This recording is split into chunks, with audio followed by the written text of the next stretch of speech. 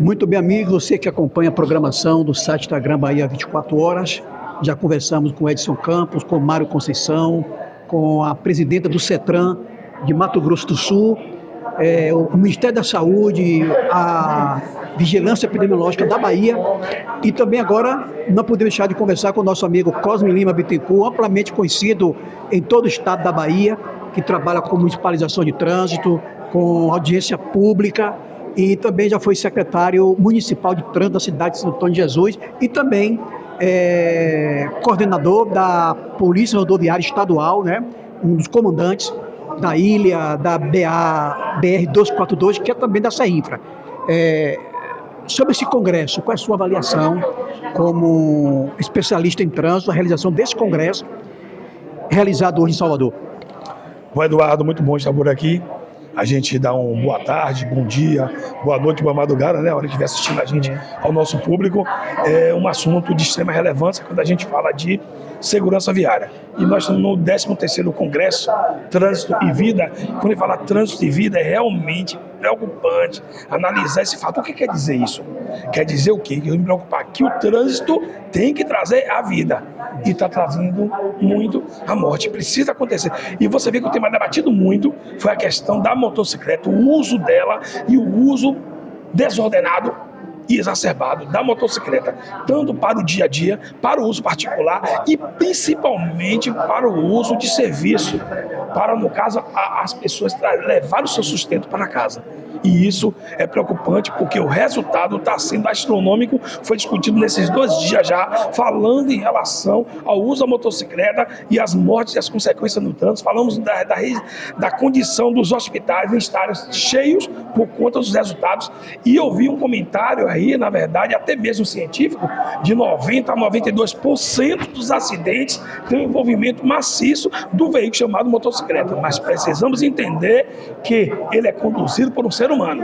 E a preocupação é salvar vidas humanas, né, Eduardo? E com isso a proposta do seminário, a proposta do congresso é que possamos acordar, juntar forças, juntamente com quem pode, com quem manda, com todas as esferas do poder, seja ele municipal, estadual ou federal, para que a gente possa trazer à tona essa realidade e possa cada dia brigar para a melhoria. Buscar o quê? Salvar essas vidas.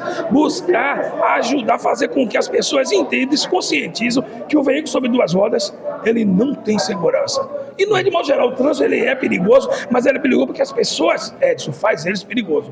E para que isso não aconteça, as pessoas tenham essa consciência. E uma coisa que eu gosto muito de dar um recado, aprendi com um grande amigo chamado Adelmo, em que a pista é um ralo e você é o coco. Pense na pista ou o ralo, ralando o coco. Isso é você pilotando uma motocicleta, seus anteparos, seus cuidados necessários para a segurança e o transitar com segurança, na verdade. Saindo das grandes cidades, uma ponderação que eu ouvi de algumas pessoas hoje, num congresso como esse, é sobre o trânsito nas cidades pequenas, como Sapé-Sul, Taperoá, Conceição do Almeida, e entrevistando a presidenta do CETRAN do Mato Grosso, 78 municípios lá estão municipalizados, o estado inteiro.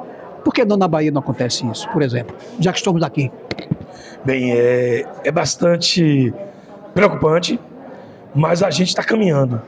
O que precisa, na verdade, é que nossos gestores entendam que eles são responsáveis pelo trânsito, seguro ou inseguro. E quando o gestor ele não investe no seu trânsito, ele não municipaliza, ele é responsável pelos acidentes que ali acontecem. Quando ele faz a parte dele, ele deixa de ser responsável, até porque ele criou uma equipe para que possa cuidar do trânsito e das vidas que naquela cidade transitam. Ele está cuidando do munícipe dele. No dia que os nossos gestores entenderem isso, vai fazer igual o Mato Grosso do Sul. E por isso, na Bahia, nós temos 75 municípios com trânsito municipalizado. Nem todos estão funcionando, fazendo o que se deve fazer. E como foi dito ontem pelo Coronel Moura, precisa que nós tenhamos um investimento direcionado para a educação para o trânsito, que é lá que é a base, é lá que começa. E quando a gente fala desse entendimento, eu acho que nós precisamos entender que essas reuniões precisam ter mais convites para os gestores. Os prefeitos de cada cidade, ou seus assessores, as pessoas responsáveis, os vereadores precisam ser convidados para esse congresso, para eles poderem participar e entender que eles podem salvar a vida dos seus munícipes, que é uma função deles, é uma função de cada um. Então a Bahia precisa acordar e melhorar de forma maciça, e a gente, assim, a nível Nordeste, a gente pega muito na questão de integração dos municípios, que nós chamamos popularmente de municipalização, mas é a integração do município no trânsito, e essa integração traz o quê?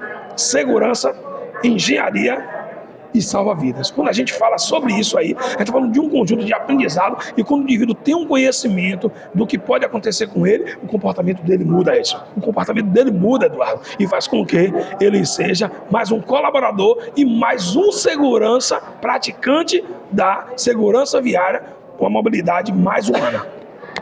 Eu estou no meio entre dois especialistas aqui, a questão da autoescola, que ontem teve uma reviravolta ontem. Qual é a sua opinião?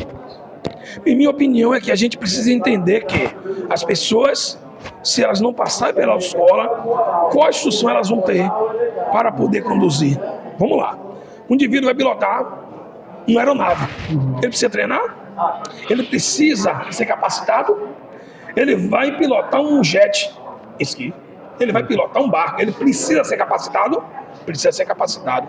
E por que a gente fala do indivíduo que vai conduzir um automóvel e ele nem sabe o que gera uma infração? E por que a infração existe? A infração existe para que ele possa entender que não é para cometer, porque aquela infração direciona para ele cometer um acidente. Se envolver num acidente, podendo tirar a vida a si próprio e tirar a vida de outra pessoa, ou até sequelar, que é onde para mim ainda é pior, a pessoa fica sequelada pro resto da vida. Agora, esse conhecimento vai adquirir onde? Na autoescola. Agora, a gente precisa entender que a autoescola precisa de ajuda, porque a autoescola é uma entidade privada e que trabalha em prol da comunidade. E ela precisa de ajuda para que ela possa, ela precisa, como já foi dito por eles, precisa de uma redução de IPI, uma ajuda na compra do veículo, ela precisa de fomentação financeira para que ela possa coexistir. Ela precisa que o Detran entenda, o Detran e o tal, que as taxas, no caso, para o cidadão pagar, tem que ser menor, porque toda a taxa que a autoescola cobra, ela é cobrada, determinada por lei. Por lei. E isso faz com que o valor da habilitação ele aumente. E você, se fizer um estudo aí, a gente consegue sim diminuir o valor da habilitação, mas existe uma série de informações que pode, no caso, agregar e fazer mudar esse processo. E o cidadão vai ter sua habilitação com maior facilidade, vai ter ajuda no caso do governo. Eu digo que tem que ter sim. Nós somos uma população pobre, sim, e precisa de ajuda, mas assim, a gente precisa regulamentar, porque sem a regulamentação e sem a fiscalização, a gente vira um caos. E o nosso trânsito está em terceiro lugar hoje, com o pior trânsito do planeta. E se a gente continuar assim, a gente pode chegar ao primeiro. E longe disso, que a gente torce e que a gente não ocupe nenhum lugar desse pódio. O pódio que diz que nós estamos matando no trânsito. Exatamente. Para a gente concluir, inclusive ontem foram enterradas 4 pessoas em Castro Alves, um acidente em Dom Macedo Costa e 2 em Sapeaçu. É muito triste isso. E a gente agradece aqui a sua entrevista e suas considerações finais. Minha consideração final é que a gente possa, no caso, unir força sim, porque as pessoas se envolvem no acidente muito por falta de conhecimento. Muito pelo relaxamento, porque não sabe o risco que ela está correndo quando ela está conduzindo. E isso faz com que o aumento de velocidade, o uso da bebida, o não uso do centro, tá? O uso do celular, que é um grande vilão, que tira bastante a atenção. Digo para você, é preocupante sim, mas eu sei que nós estamos falando com pessoas, com seres humanos, que preza pela vida. E com isso a gente faz um apelo. Pense em você, pense em sua filha, pense em seu filho e coloca uma coisa na sua vida chamada empatia. Empatia é quando você se coloca no lugar do outro e vai perceber o que pode acontecer naquele lugar, naquela posição. Isso faz a diferença na sua vida por um todo, no seu trabalho, na sua casa e principalmente no trânsito. Dirija, por favor, por você, por mim e por todos nós.